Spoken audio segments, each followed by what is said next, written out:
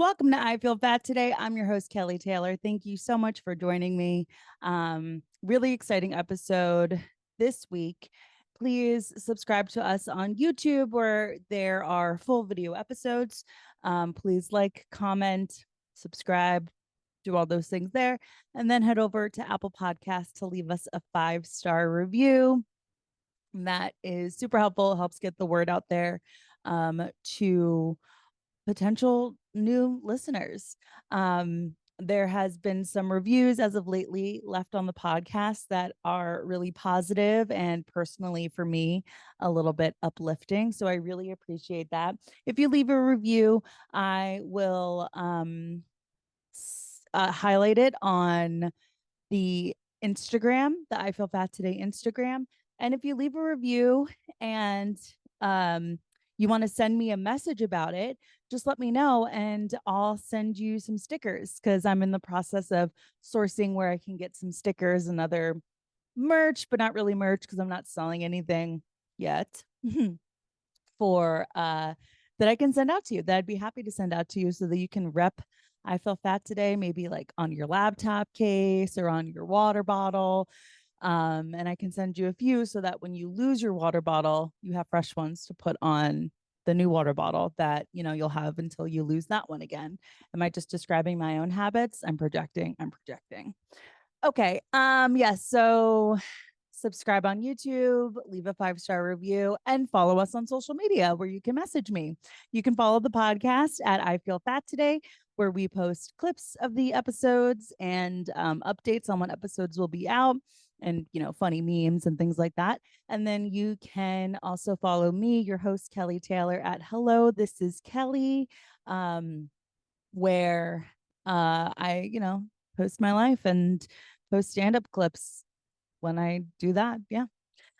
Okay. So I'm really, really excited to get started with our guest this week. But before that, I want to give you guys a little low-cal sweet treat of the week. And this week's low-cal sweet treat of the week goes to the show Couples Therapy on Showtime. I'm watching it through the Paramount app. It is so good, guys. I cannot recommend this show enough.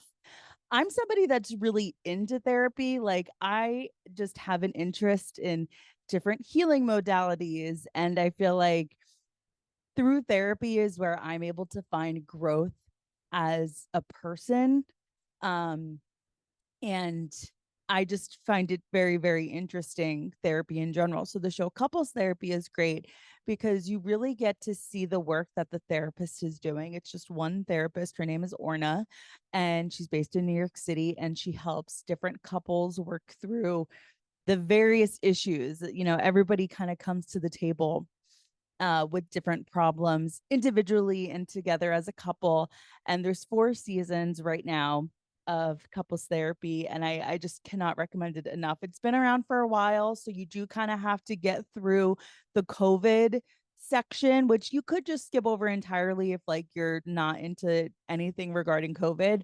But I still found that as I went back and watched in the year 2024, I still found that to be really interesting because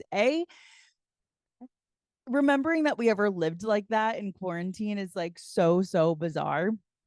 And so it was really fun to see, and just like how challenging it was for couples to get through that. Not something I can relate to. I had a roommate at the time, and I feel like we fared pretty well during quarantine. But I'm getting off track. Yeah, check out the show Couples Therapy. I also highly recommend, if you want your partner to get into individual therapy or into couples therapy, have it on in the background. And I find it funny for myself having my boyfriend sort of give his commentary on the couples when it's on, because he won't sit and watch it with me. But you know, it's kind of like if I have it on, he can't help but watch it and give his 2 cents. And maybe I find it funny when that happens. Okay, yeah, so that's the low-cal sweet treat of the week. And that's really all I got right now. I don't have an article or anything, but hopefully next week, probably definitely next week. I'll have more of like a full-fledged intro for you. But we're getting into it with our guest this week. We have a really great conversation about intuitive eating, listening to your body's just natural cues when it comes to eating food and exercise. So, please welcome to the show certified personal trainer and certified intuitive eating counselor from No Longer Dieting, Rachel Bass. So, Rachel, thank you so much for coming on the show. How are you doing today? I'm good, and thank you for having me. Yes, yes. So I'm really excited to have you on because Rachel is a certified intuitive eating counselor. So I don't know if any of my listeners even knows what that is. So I would love for you to let us know, what is a certified intuitive eating counselor. Yeah. So basically, what I do is I help people relearn how to listen to their bodily cues, like honoring your hunger, feeling your fullness. And ultimately, the goal is to be able to eat whatever you want, whenever you want, so long as the things you're eating leave you feeling physically, mentally, and emotionally pleasant. And so the intuitive eating program is based off of 10 principles. It's an evidence based practice. And what I do is guide people through the 10 principles. And on that journey, we also work on body image and relationship to exercise. Oh, great. Okay, awesome. How did you get into this line of work? Yeah, great question.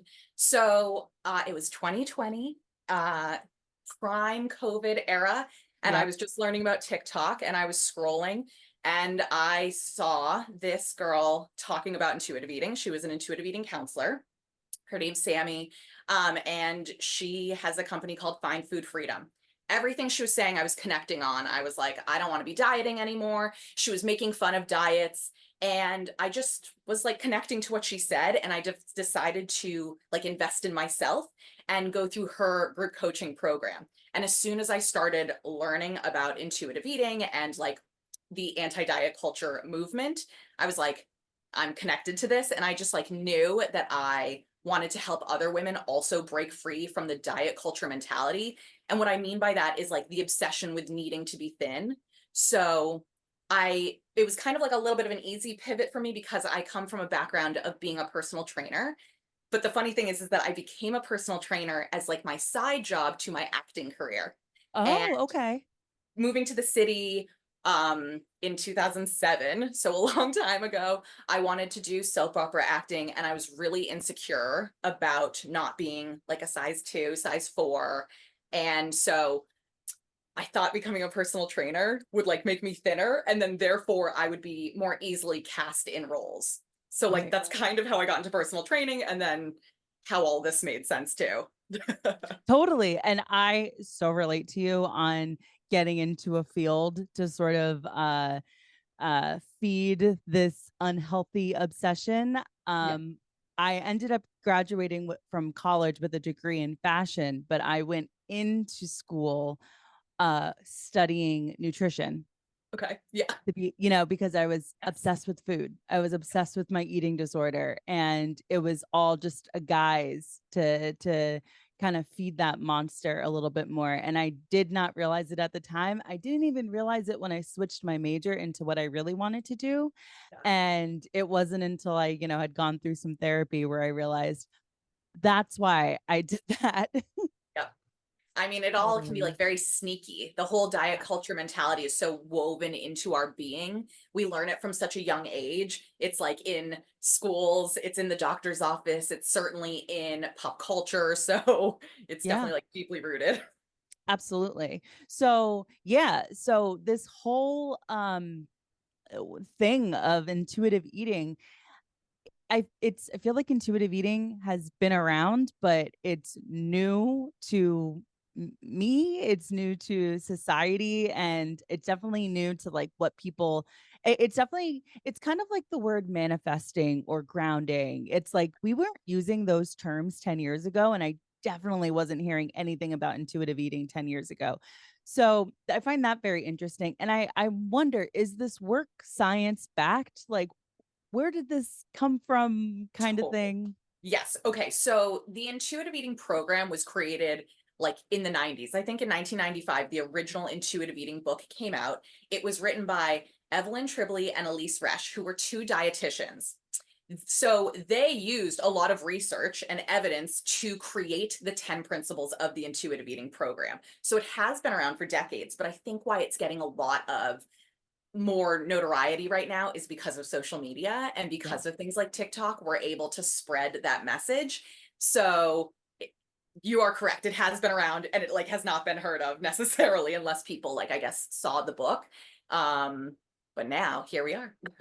Yeah, and I think also, I mean, because of social media, the word about anything can get out faster. And so dieting is a $70 billion industry. And I have never in my life once done a diet that has stuck with me. And it's been something that I've been able to do for the rest of my life. And I've been able to maintain weight loss. I remarked this maybe last episode or a few episodes ago when I was chatting with one of my guests about just the relentlessness of dieting. And I kind of described it as like when I'm hitting a diet hard and I'm getting the results that I want, I have like 3 good months where Yes. I feel like I see the results Yeah. and then I don't know what happens. It just like it leaves me. I don't know. I don't know. And so why do you think diets don't have this lasting effect? Yeah, well, I think they go against like our actual like body's needs. A lot of diets end up being they take away like either a whole food source, right? Like no carbs, Right. no dairy, no fat, or it's like very restricted in how many calories you're taking in. So the this is an interesting little tidbit. 1,200 calories, which like a lot of diets tend to be, even like something like Weight Watchers, which isn't specifically saying calories, but like when you add up how much you're eating in the day, probably around 12 to 1,500 calories. 1,200 calories is the recommended amount of calories for a toddler. So when an adult woman or man is consuming that amount, at a certain point your brain is like this is not enough food, so Mm, it releases more chemicals that make you more hungry. It's actually trying to save you evolutionarily to be able to survive. So we think, and diet culture and diets tell us you have no self-control, but really your brain released certain chemicals that alerted you to be more hungry and to feel less full until you eat more as a way to survive. So your body's actually trying to keep you alive. Um, right. but like again, the diet culture narrative does such a good job of being like, it's your fault. You Right. failed. You better pay to start a new diet. Yeah, and that's really what it is. Like there's always this like buy-in cost because I remember when keto beat was really big in like 2016. Yeah. I remember throwing all of the unhealthy food out of my freezer and my fridge and I like got rid of everything. So even though I wasn't buying into a program, I Yeah. still had the cost of like getting rid of all those groceries, going out and buying fresh. And then I was eating bacon and cheese thinking that that is like, going to sustain me. Well, and the So, other thing is that in the name of weight loss, we're told that we are now making healthy choices. But when you do something like keto or like back in the day Atkins, and you're not eating fruits and vegetables, you're not getting in those types of nutrients, fiber and vitamins and minerals, it's like that's not actually the epitome of health. But right. again, we have been conditioned to believe that if you are losing weight, that is what's making you healthy, and that's really proven to not be true. Yeah, skinny equals healthy, fat equals unhealthy. And Right. we actually were kind of DMing about this, not to go off track, but we were DMing about this when we were discussing that Kelly Clarkson interview, the Kelly Clarkson show. She made a comment about because Clarkson, I feel like I blinked and she was thin again, all of a sudden. And she was having a discussion with, I believe, was it Whoopi Goldberg? Am I crazy? Yes. Yes. Okay. Yes. I was like, make sure I'm not crazy. Yeah. And she had said something to the effect of, I looked at a photo of myself when I was heavier and I was days away from a heart attack. Yeah. And I just thought that is such a harmful narrative to be putting out there. Exactly. This is why I create content, because I feel like I'm trying to change the narrative of what we have been indoctrinated to believe. And that whole idea that fat equals unhealthy is a huge misnomer. And it's not to say that people can't be fat and unhealthy, but like people can be thin and unhealthy, and we never stigmatize them that way. So, like, stigmatization is a huge problem, and it's like something in society that's very accepted, right? Like, we know in society, at least like as New Yorkers, right, that like you shouldn't be racist and you shouldn't be homophobic and you shouldn't be sexist, but being fat phobic is totally still acceptable. And so Yep. like this is really something I'm trying to combat. Totally. Yeah. It's almost like you putting that content out there is like the same thing of when it comes to positive affirmations. If you say one mean thing to yourself, you have to say 10 positive things. It's like for every one bad Kelly Clarkson interview that's out there, you have to put out like 10 TikToks about how diet culture is just like not meant to be there to help us. Yeah, correct. You're so right. Oh my gosh. Okay. So I'm curious, being that you work in this industry now, when was the concept of dieting first introduced to you? So, growing up, I just like never was thin like my friends.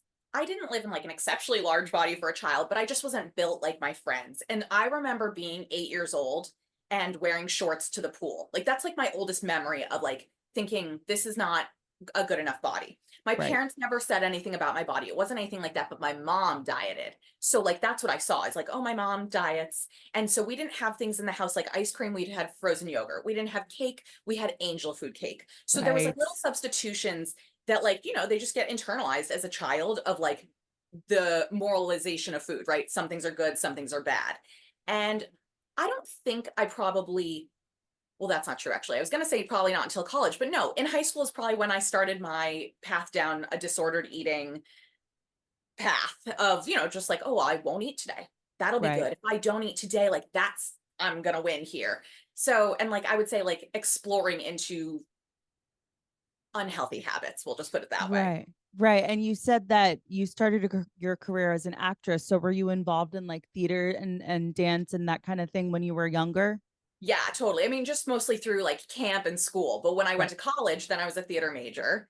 And so it started like, then I went on Weight Watchers, and you're in college and you're away from your parents for the first time. And I definitely put on weight freshman year. And by senior year, I was like going to Weight Watchers meetings with my best friend, drinking like SoCo 150 so that I could have like the highest proof alcohol, with Diet Coke for the least Yep. amount of calories and the least amount of points. And it's just like the ups and downs and the total yo-yo dieting that we all Yeah. experience.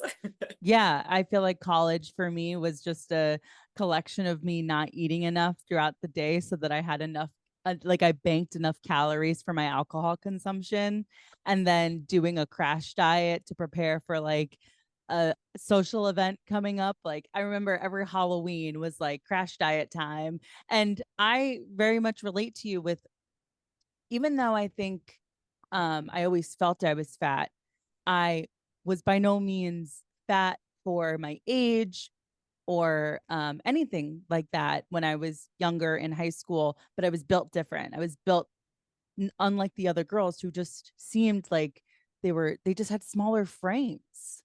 And you had no, assuming you were like me, no representation to think that your body is a fine, beautiful body, right? No. Because what you're seeing on TV and in magazines is the thin ideal, is the thin representation. And if there was once in a while a fat character for someone to see, like then that person was made fun of for being fat. Right.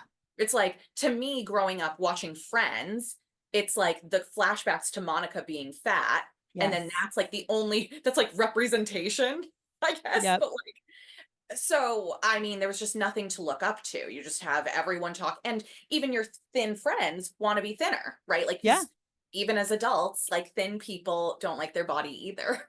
Yeah. So we're all consumed with this idea of perfection, that like the bar is always moved, right? Like that's how the money keeps it coming in the industry. It's like they're always just going to change what's in style, what type of body. And I don't know if you or anyone listening has ever seen those like reflecting back on the decades of like how women's bodies, like what's in style in Yeah. different like, you had heroin chic, and then like the Kardashians entered the picture, and you like big booties and like hourglass, and then whatever, it keeps changing. So we can Absolutely. never achieve it.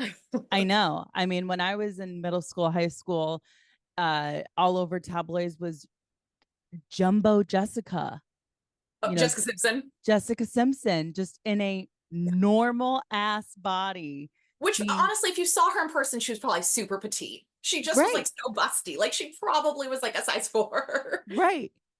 And yeah, it's crazy. So, Yeah. okay, yeah. So, you had a mom that dieted, and that makes sense. And I feel like that's like an extremely common thing Yeah. where it's like, I don't know how old you are, but I feel like anybody that's, of a certain generation, always, I had moms and grandmas that were dieting in the house. And so it wasn't Oh even yeah. like a situation where, you would necessarily be made to be meant to be, sorry, made to be, feel bad about how you look, but you see it in pop culture, and Exactly. it's like, okay, well, I kind of have the blueprint set forth of like how to get into this by going to a Weight Watchers meeting or Yep. Totally. definitely. Okay, yeah. So the whole thing with intuitive eating is and something that I myself am struggling with is I want to break free from diets. I it's not sustainable for me. It's not sustainable. Period, end of Correct. sentence. Not necessarily just for me. And Correct. so it's like I'm interested in intuitive eating, and I actually just read the book Women, Food, and God by Janine Roth, which I don't know if you're familiar at all with I'm her not. work, but oh, it's so good. I'll send you a link to check out the book. It's really good, and it that book really helped me with connecting to the emotional aspect of eating, um, and how so much of eating can be emotional, and that really is something that can lead to weight gain. And so when I look at like what advice would you give someone that's interested in intuitive eating, but they also are interested in weight loss? Yeah. Well, first of all, I'll say that I've never worked with a client who came to me for intuitive eating counseling who didn't want to lose weight. And I Okay. also didn't enter into the program like without wanting to lose weight. So this is like we're coming from diet culture. So you're coming from that mentality. My question would be like, what do you want to lose weight for? Because if someone says for my health, I would say, well, we can pursue your health without intentional weight loss. And so what people may not know is in the intuitive eating program, it's the goal is not weight loss. It doesn't mean that weight loss might not happen.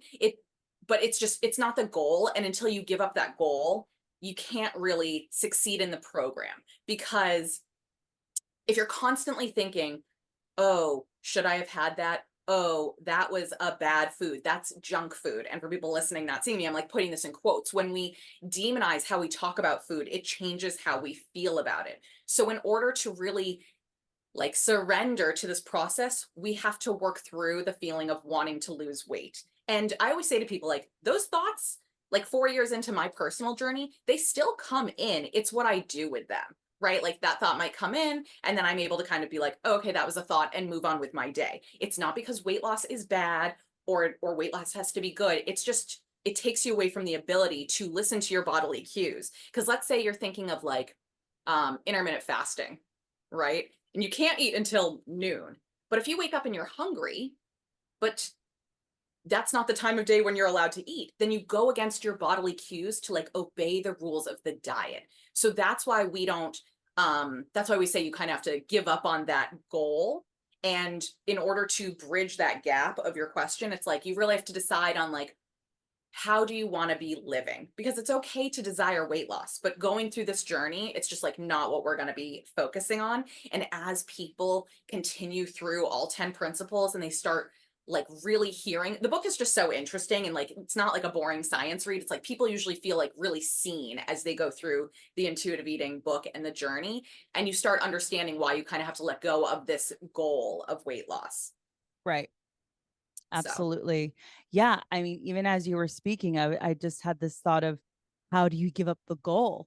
It's so hard. It's so ingrained. It's so honestly in my body that yeah. having to give up the goal is so hard, but it's almost like you don't have to necessarily give up the goal to pursue intuitive eating. It's almost like the process of intuitive eating helps you give up the goal. Am I getting it Correct. right? Yes, you are. The first principle of the intuitive eating program is reject the diet mentality. Okay. So as you start like reading what Evelyn and Elise have to say, you're like, oh, okay, I understand. Kind of like the example I gave. I understand that these diets take me away from my ability to listen to my bodily cues. And if I want to be honoring my body and my needs, then I have to let go of these rules. Now, there are things that intuitive eaters can't eat for individuals. Like I am allergic to mangoes. So, as an intuitive eater, I'm not going to eat mangoes because my lips swell up and like Right. I might not be able to breathe. Right. So, anyone can go through the intuitive eating program. You can have diabetes, you can have high cholesterol, because going back to what I said earlier, we want to be at a place where the things you eat leave you feeling mentally, physically, and emotionally pleasant. And on your journey, you're going to eat things and be like, that does not feel, I feel like not good mentally about what I just did. I just sat down with an entire pizza and I ate 4 pieces and I feel overly full and uncomfortable. And now I'm mad at myself. And so what we do in the process is we say like, okay, well, this is an opportunity to be curious. Why did you choose to eat 4, 5, 6 slices today? Is something bothering you? Are we using food as a coping mechanism? Are we trying to numb out and we're turning to food to like not think about or feel other things in life? And that's okay. And when we can recognize why we use food, all of a sudden the need to use it goes away. Yeah. Yeah. So as you were talking, I was thinking about how I feel like people don't even really know how food makes them feel. They Right. kind of will maybe eat a pizza, and then instead of recognizing that they're feeling bad after doing that, they don't necessarily say, I ate a pizza, I feel bad now. It's, I ate a pizza, I'm a piece of garbage, Yeah. I'm a bad Shame. person, I Yeah. did a Guilt. bad thing.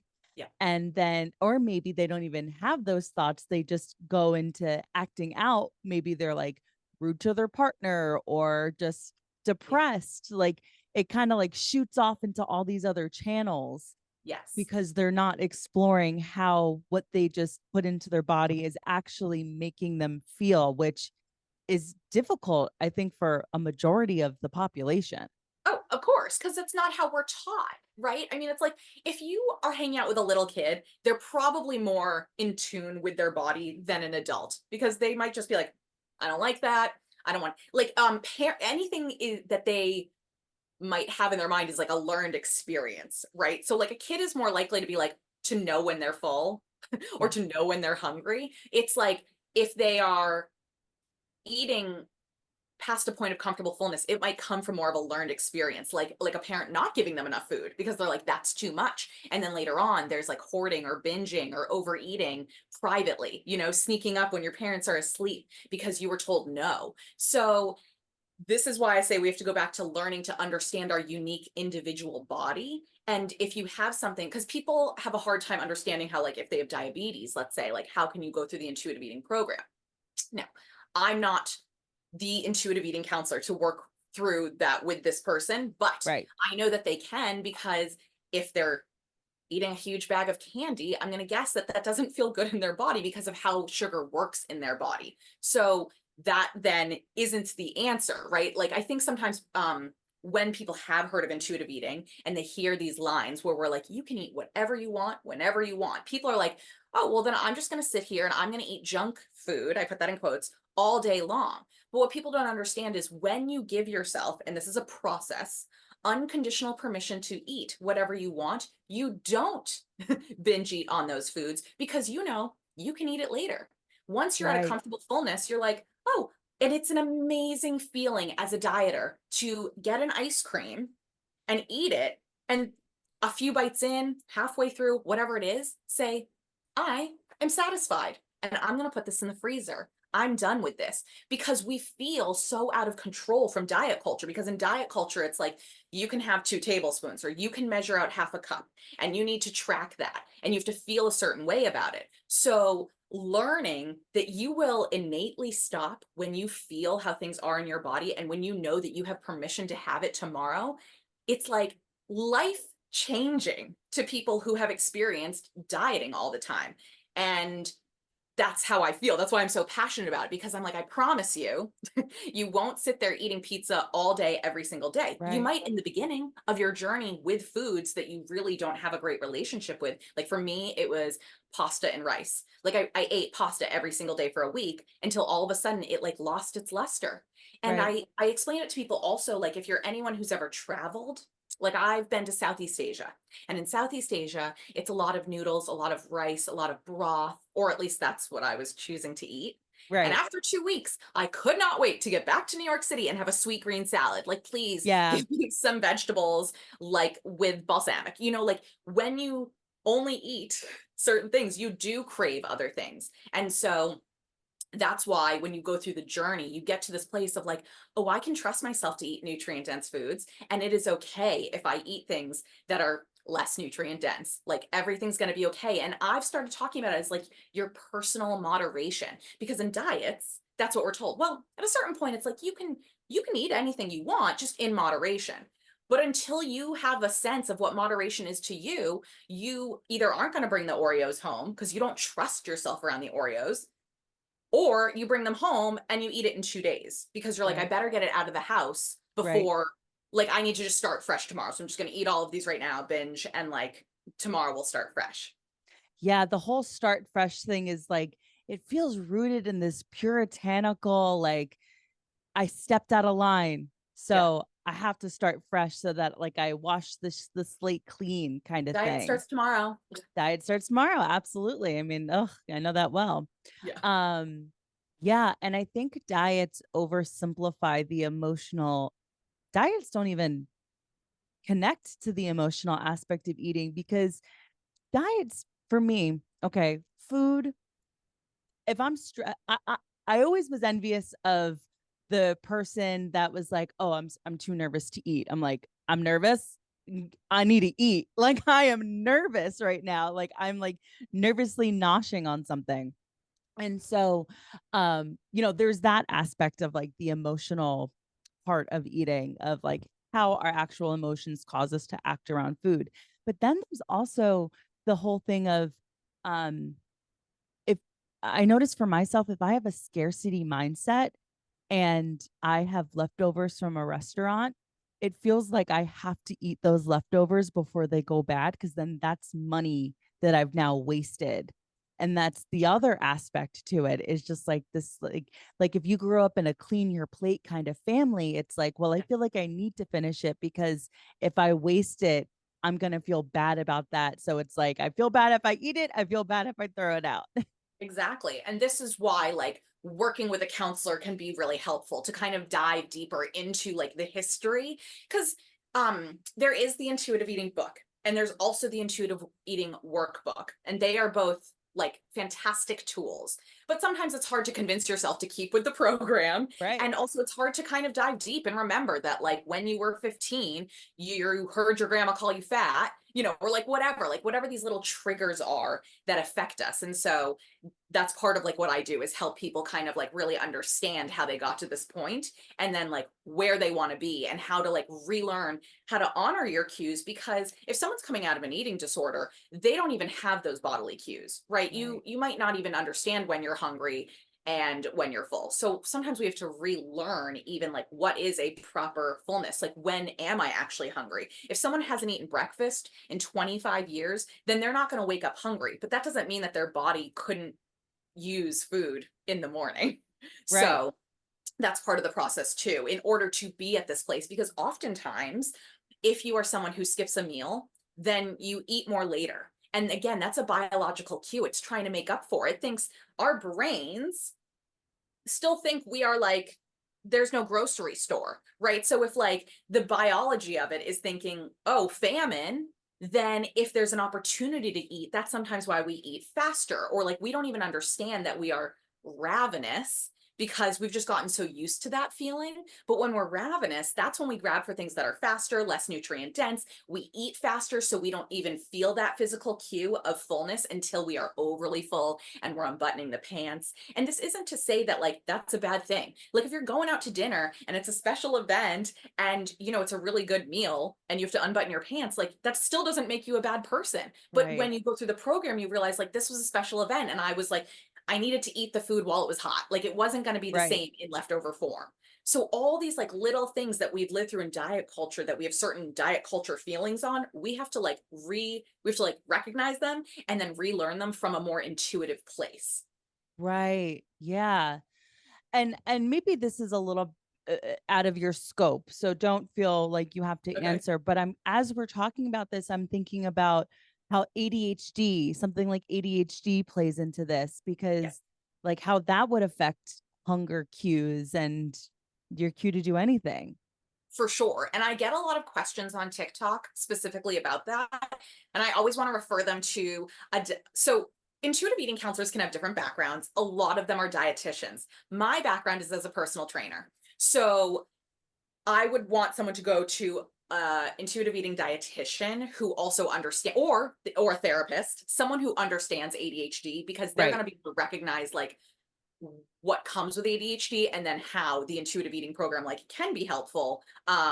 But like how to help in that way. So it is a little out of my scope, I guess is the moral No, of what I'm saying. no, but but I'm glad we're talking about this because I feel like if you're a listener and you're thinking, well, I have ADHD, I have a hard time connecting to my cues for whatever, whatever the case may be, sort of like insert ailment here, you know, how there are counselors out there that can help you with, Definitely. whatever, like you I can said, even think of one in my head. I diabetes. know of someone who I believe like Yeah, she personally has ADHD and her background is as like I don't think she's a therapist, but more in that like counseling sense. And then she's an intuitive eating counselor. So definitely like there are intuitive eating counselors to help with all individual needs, I would say. right, And you do also want to make sure that someone is a certified intuitive eating counselor because what's happened is intuitive eating is getting a little bit more notoriety through social media. So now there are people popping up on things like TikTok who call themselves like an intuitive eating coach. They're not certified as an intuitive eating counselor, and they are telling you that you will lose weight when you do their program, which is about like their whatever they're claiming is intuitive. But it's like, it's very, they're co opting our right. language to sell their diet, Yeah. which ultimately is going to have someone end up, as we were saying earlier, like 3 months later, gaining back the weight that they lost and then feeling guilt and shame and like it's their fault. Right. It's just diet culture rearing its ugly head. Yeah, Oh my goodness. Yeah. I remember that being a thing in college for the semester. I was on track to become a dietitian. I had many professors who were dietitians who said something that they're finding, this is like 2010, is people will say that they're nutritionists and try to do the work of dietitians, but it's not the same thing. And this is kind of sounds like what you're saying is the correct. same for intuitive eating counselors, certified intuitive eating counselors. Yeah, and honestly, people should be cautious of working with nutritional coaches and health Yeah. coaches because, or even personal trainers giving you meal plans. It's apparently it's not even legal. Like people do it all the time. I don't know why it like flies under the radar, but unless someone is a dietitian, they are not actually like legally allowed to give you a meal plan and be Yeah. telling you because dietitians go through many years of extra schooling, but technically as when I went to a 6 month program to become a personal trainer, we were taught about nutrition and we were told that we could tell people like how to eat, what to eat, but like Right. not really, like so be very Right. wary of people selling you their program, although it may give you certain results, but it's like what does that mean for long term lasting effects? So Right. diets work in the sense of a quick moment of weight loss, probably at least 5, 10, 15 pounds. We've all done them, but like that comes back quickly. And the statistics are that 95% of people who go on a diet for intentional weight loss will gain the weight back 95%. And two-thirds of those people will gain back more weight than they lost. And so Mm. now we're getting into the weight cycling. Yeah. And I mean, we could go down so many different paths. Like this is also when we talk about uh oh, well, I'm blanking on it right now. So the like Uh, term is flying out of my head. in terms of yo-yo dieting. In terms of uh gaining weight, like Right. I don't know. Rebound. Yeah, but oh my gosh, I'm just like forgetting a whole term right now. It'll come It'll come. It'll come. to me. Um, well, actually, as we're talking, I would love to talk to you about Ozempic and Yeah, other drugs like Ozempic. Now, yeah, from my TikTok research, yeah, from my TikTok research, the biggest take, and also I'll say it, friends that I have that are have been on some form of a GLP-1. GLP-1. Yeah, Exactly. Yep. The biggest thing that they've noticed is, besides not, having the desire to eat, is their food noise has ceased. yes, So yes, food noise is one of those things where I feel like, if somebody is like hard in the camp of like, yes, Ozempic, GLP-1s, semaglutide, this is good for us, food noise. It's like I have the disease of obesity, and food noise is in my head, and I can't get out. I can't not have it unless I have Ozempic or whatever. yeah, I'm curious. Food noise kind of sounds like everything we just discussed about how we feel emotionally around eating. yeah. I mean, I first want to just say that some people like need a GLP-1, and those Okay. people should be on it for their whole life, just like people who take cholesterol medicine for their whole life or um, blood pressure medicine, right? There are Right. medicines that people do take forever. And so there are people who should be on these medications. And are those people with diabetes, or is there people outside of that? I think it can also be people with PCOS. Um, Okay. Okay. Okay. I mean, I mean, not in, I know that you're like, it's not that we're just having a discussion. You're not yeah, like a medical doctor, but like, I am right. curious because you would I know think more that about like this there than are me. people who say that obesity is a disease. There are people say Right. that obesity isn't a disease. I don't want to like claim either one, but if a doctor in these situations, if that's helpful tool to someone and they're going to be on it forever, then like that's great. I Right. think when I create content talking about GLP-1s and food noise, I'm really meaning to get into the heads of people who want to lose, 30 pounds, 20 pounds, Right. Hmm. and who have dieted, as opposed to someone who has also probably been offered weight loss surgery, which is also Right. a whole thing we could talk about. But so, yes, food noise is something that you can get rid of without going on a GLP-1. And I think that what doesn't get discussed is like if you take something like Ozempic, which I think most people have go for a year, maybe a year and a half, depending on if they can afford it. In that time, you have a chemical in you that now has apparently erased your desire to eat. You don't think about food anymore. And people are like, great, I'm not haunted by these thoughts. But Right. what happens when you go off the medication? And the reason I come from a place of having worked with clients who have been on these medications and they went off of them and the food noise returned. So the idea that all of a sudden you can just have these healthy habits, it's like, but you weren't hungry. You had a chemical in your body telling you, like, oh, I don't like have hunger. And then when you go off of it, I have heard people say that the hunger is blinding, that you're so hungry. Because also, if you're not hungry and you're not eating, and we're going back to like, 1,200 calories or something a day, yes, your brain is like, I haven't been eating enough. So there are people, all of the clients who come to me, who regain all the weight they lost. So it was just basically another diet because Right. you didn't learn how to have a good relationship with food. You had a chemical in your brain that helped you not think about food. But if you're not going to be on it forever, from the people I've worked with, they say it comes back. If there are people out there who have been on it and that's not their experience, and that's great, but that doesn't mean that the people don't exist and that we can predict who, potentially might have their food noise come back. And in addition to that, it's like these are kind of new. So I think in 2 years, we could be having a very different conversation when thousands of people have now gone through the experience of being on it and going off. And Right. whether you go off of it because you don't want to pay for it anymore or you can't get the prescription for it, like most of the people who are on it for these like aesthetic purposes are going to go off of it eventually. And maybe Right. the, I don't know, maybe they gain the weight back and they go back on it. I mean, everyone has body autonomy and can do whatever they want. But it's like if your goal is to be like living an authentic, free life, and also like maybe you enjoy eating. Like personally, I like eating. I live in New York City. Food's amazing. So it would kind of suck to like go out to dinner and have zero desire to eat the food. Yeah. Oh, I feel you there. Absolutely.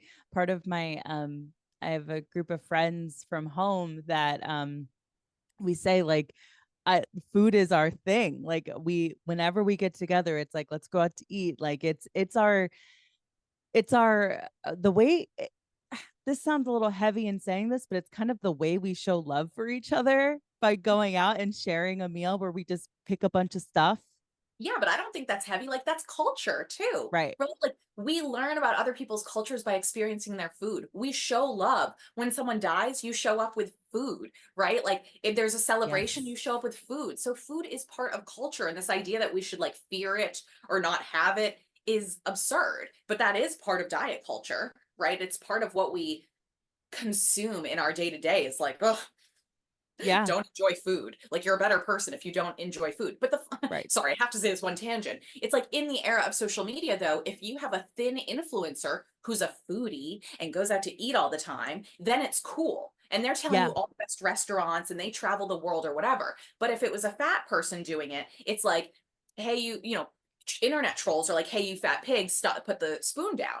So it's Yeah. like one of the things that I'm trying to educate people on are again is like weight stigma because like we can't tell someone's health. And again, the thin person was eating. I mean, there's so many influencers I can think of online who are in thin bodies and eat all this food for their content, and they're thin people. Like some bodies are different and Yeah. bodies change, and some people just are thinner and some people are fatter. So it's just Yeah. trying to get the masses to understand that. Right. And to that end, if there is the thin influencer, travel blogger, food blogger person, they also have the comments of people being like, there's no way you ate that. You took a bite on camera and then you didn't eat the rest. And maybe that is happening, but they're also the ones that are dealing with weight stigma in a way by trolling, by dealing with those troll comments. And so Sure. I think people maybe look at body positivity or body neutrality as a fat person issue, but it's Mhm. an every person issue. And Yeah, that's something with this podcast that I try to have be the conversation because I feel like society or haters really have co-opted body neutrality and body positivity as just, oh, you don't care that you're going to be morbidly obese and ruin your life in the name of body positivity. And it's like, no, you've missed the point entirely. I'm just trying to sure. not be obsessed with my diet. Totally. And body positivity really did start in a very different place. Like this is something Yes. that started with fat, black, disabled bodies, Yep. like marginalized bodies. And then social media also has taken it to this place where the person with like the tiny little belly roll, which I'm saying actually that's very rude of me because that is a thing No, and people can connect to it, but it yes, is but I feel different than you. where the movement began. So Yes, yes. No, that was the perfect example of where it started to where it went. And sorry, like, yes, I totally empathize a little, this is my uterus. I totally empathize with the person that, right, is, right, is, you know, feeling that and needing body positivity for that. But that is nowhere near where it started. And maybe exactly. if people remember that a little bit more, we could kind of like get further with the movement. Exactly. Right. Okay. Yeah. So yeah, diet culture in pop culture, it's just constantly being forced down our throat. Yeah. And now I want to talk to you a little bit about BMI, Okay. body mass index. Yeah. So the BMI scale has plagued me my entire life. Not okay, up until recently, Yeah. because as we talk about, like, even just going back to our initial conversation of what you said, like, oh, I wasn't fat, I was just bigger than the other girls around me or like, my peers. I Mhm. think part of the reason why I felt like I was so fat was because of the damn BMI scale. It Sure. always had me at either overweight, obese, or the one after it, Morbidly obese. mortally obese. And Yeah. it's like I looked in the mirror, and even with my body dysmorphia, I didn't see that, but I had like a medical document telling me that.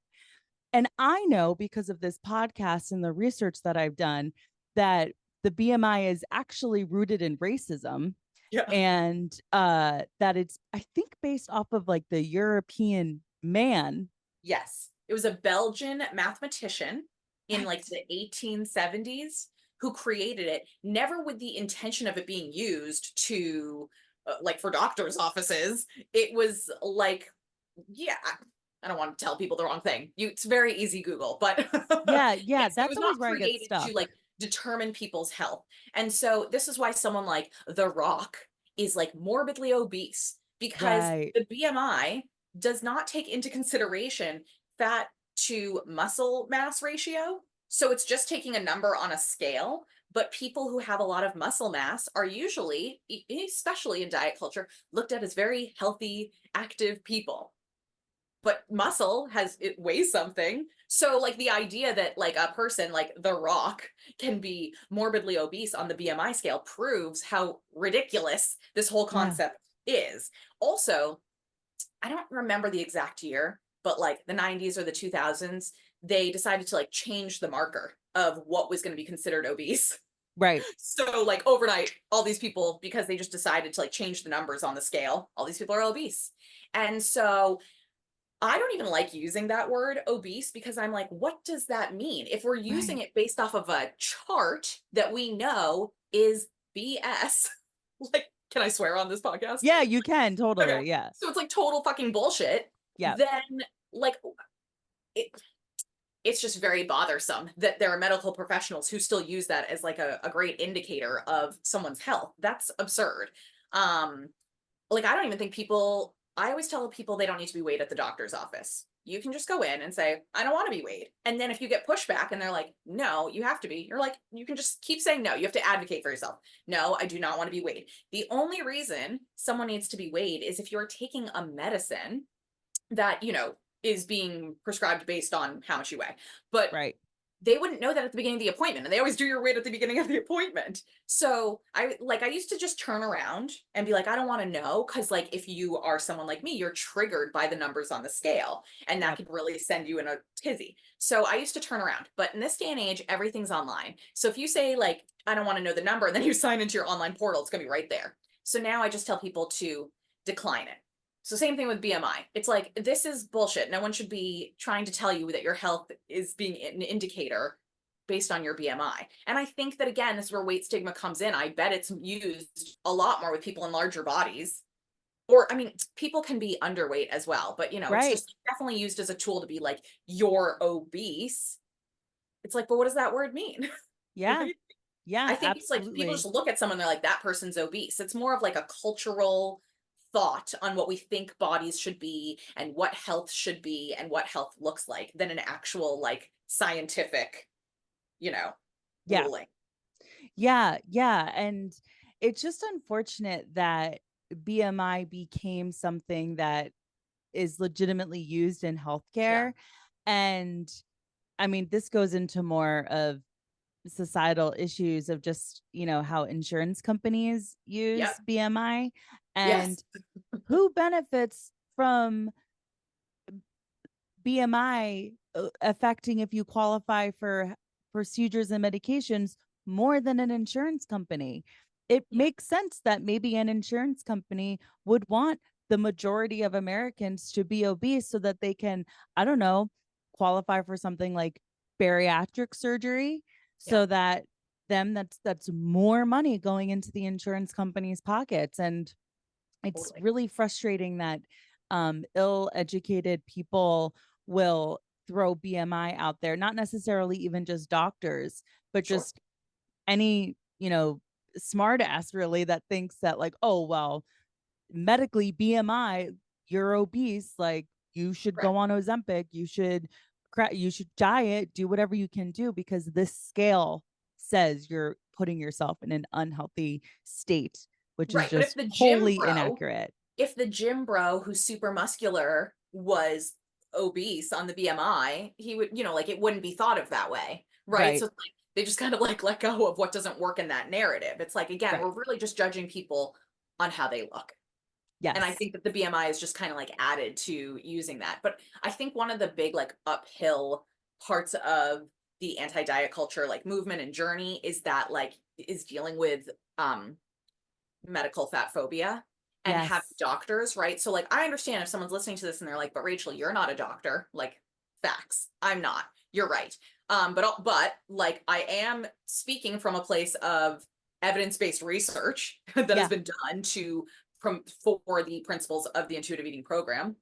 Um, but it's very hard when doctors are still living in this like fat phobic lens of how they talk about things. Like even when it comes to like, oh, your knee hurts, well, you should probably lose weight, or you need to lose weight to have the knee replacement.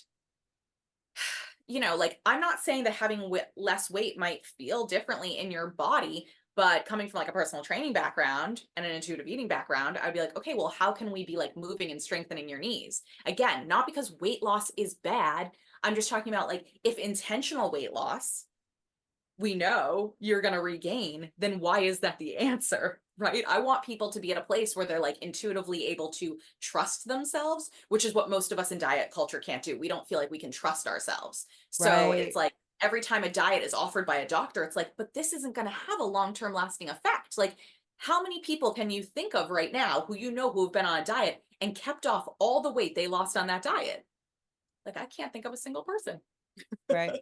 I can think of some I can think of somebody, and they've been tortured with feeling of still not feeling like they've lost enough weight, or just the fear of gaining it back, and have been restrictive with their diets their whole life, just personally in my life. And it's not sustainable, and it is all consuming to the day you die. It takes a real mental toll on someone because Yeah. yeah, people can eat 1,200 calories a day or whatever. And again, like if that's what works for you, like you don't have to follow what I'm saying. But for people who that makes them more obsessed with food, thinking about food more, having the food noise, it's like, okay, well there is another way. And Right. also I just want to say really quickly, like when it comes to like weight loss surgery, I don't know the statistic behind it, but also people who lose a lot of weight with weight loss surgery, there's definitely a percentage who gain the weight back as well because they weren't taught about how to think and feel about food and how to honor their body. Instead, half of their organ has been cut off and they go through this restrictive phase where they can only eat so little. And over time, like their stomach can get bigger again and Yeah. then they can eat more food. Or I'm just throwing out different things that are coming to me now because there's just like so, it's like when someone's on Ozempic, it's like, well, maybe they're not hungry all day, but all they ate was McDonald's. Is that because they just had like one little Happy Meal all day long because they weren't hungry, but that's what they have access to every day? Is that like health promoting behaviors? It's like you might be losing weight, but like, is this sustainable? Is this like actually equaling health? And I also, lastly, just want to say that like, I don't think anyone needs to be pursuing health for another person because that's Right. another thing that we do in diet culture and in wellness culture, the idea of like, well, it's okay that you're fat as long as you're trying to be healthy, as long as you're trying to lose weight. It's like, no, you don't have to like pursue health for anyone. You don't Yeah. like that's, I mean, like maybe for like your closest loved ones, but like this idea is, I think, still like rooted behind fat phobia because the thin person who eats McDonald's every day, all day long is not attacked in the same way because they are Yep. thin. Yep. It's like you'll only accept a fat person if you see them on the pursuit Yeah. of thinness. Yeah. Absolutely. Okay. Yeah. So time is flying by right I know. now. As we wind down, I would really love, because it's the concept of working out to not lose weight Yeah. is so foreign to me. Yeah. Um Even though I enjoy being active, it's hard for me to wrap my mind around. So I would love, just based on your background, if you could speak a little bit more about this quote need to work out Yeah. versus a desire to work out, and as a personal trainer, sort Yeah. of your place with that? Yeah. Well, I definitely think our need, right? It comes with like, well, diet and exercise. This is what a healthy lifestyle is. And so and in the pursuit of weight loss, it's like, well, if you exercise, you might like, burn more calories, right? So you might Right. get to your goal faster. And then there's kind of like, oh, well, if you're building muscle and you're quote toning, which like isn't a real thing. It's like you can build muscle or you can lose fat, but there's just like all these terms that we like throw around in They're diet not culture. real. Yeah, exactly. They're like marketing. But ask me again. Sorry, I lost my train of So thought. no, you're fine. So just as what with your work as a personal trainer, Yeah, and how does the mindset change. change from need to desire Yeah. to work out? Okay, yes. It's not easy. It's been actually the hardest part of my journey as a personal trainer. To not be at the gym thinking like I'm doing this right now and it's going to give me a result that's going to like shrink my body or make me like look better. But I think what happens is when we only work out to be changing our body, then sometimes some of us at least rebel, right? So it's like you might even have time in your day to get in 20 minutes to an hour of moving your body, but it's kind of like a teenager rebelling. It's like, well, I just don't want to. And I find power then in saying no. That is kind of like how I'm like, okay, I'm doing something for myself is by like rebelling and rejecting this thing that actually is good for us in so many ways. So I think that sometimes when we've only been working out as punishment, right? You have to earn your calories, you have to burn calories. Then it's like, okay, well, I don't want to punish myself. I don't feel like doing that. Or if you've only ever done like Barry's boot camp or had a trainer who yelled at you, you get this like kind of like, okay, I don't want to do it because it's punishment. So part of this journey is like, how do I like to move my body? And sometimes like just starting with like walking. I tell people like walking is great. Especially like not everyone lives in a city, so not everyone's like innately walking all day long. Um, and it's a process and a journey, but thinking like, how do I want to feel today can be a great question. Like, do I want to feel strong? If you have access to weights, then that might be a great time to be like weightlifting because that's how you want to feel. You want to feel strong. But if you want to feel like loose and limber, then maybe yoga is something that you're gonna, if you have access to. And if you want to feel like community, maybe taking a class. So I think that's a good place to start of like, how do I want to feel today? Because not every day Yeah. has to be the same thing. Now, I am coming from this background of working with people who would like want to lose weight. And then I shifted. I reference myself now as an anti-diet personal trainer. So I don't work with clients who come to me saying they want to lose weight. I tell people all the time, like, you clearly didn't read the profile. Right.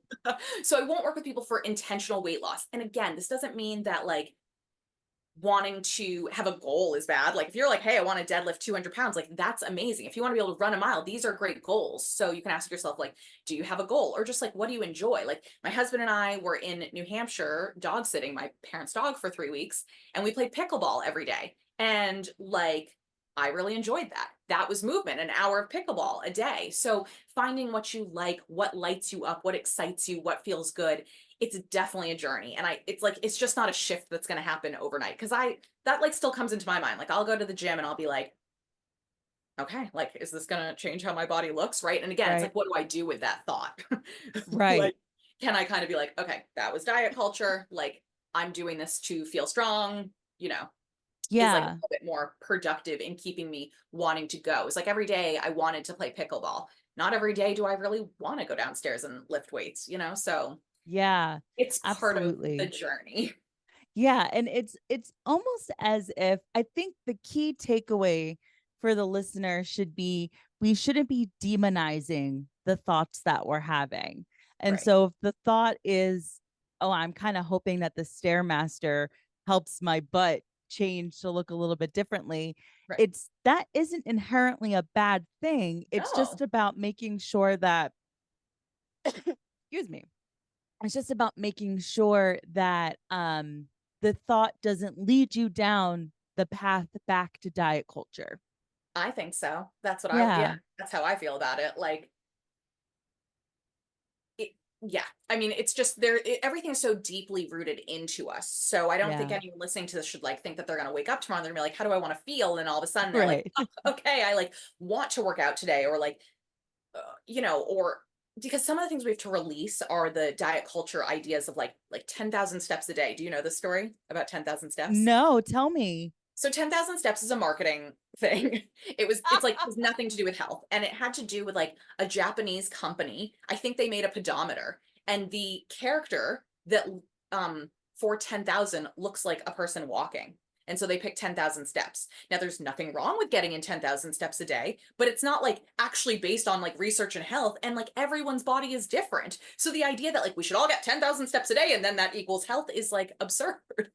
That is, I literally just had this conversation today with some friends about how much we walked this Yeah. past weekend, because I said, "Oh, I walked a ton because the L train was down, so I had to Yeah. walk to the gym," you know. And Yeah. I was saying I amassed like 15,000 steps per Yeah. day, and someone goes, "Yeah, you should be getting like 10,000 steps a day," and I go, "Yeah, I know." I always feel like a piece of shit when I don't. It's Exactly. rooted in nothing.